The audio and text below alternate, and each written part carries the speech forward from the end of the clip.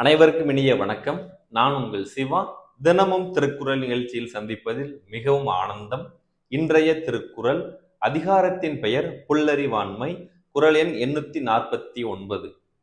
காணாதான் காட்டுவான் தான் காணான், காணாதான் கண்டானாம் தான் கண்டவாறு.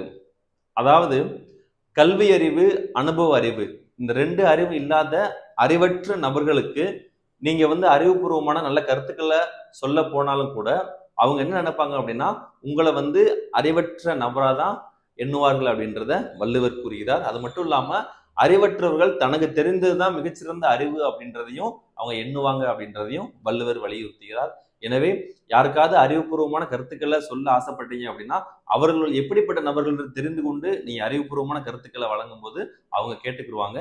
நன்றி, வணக்கம்.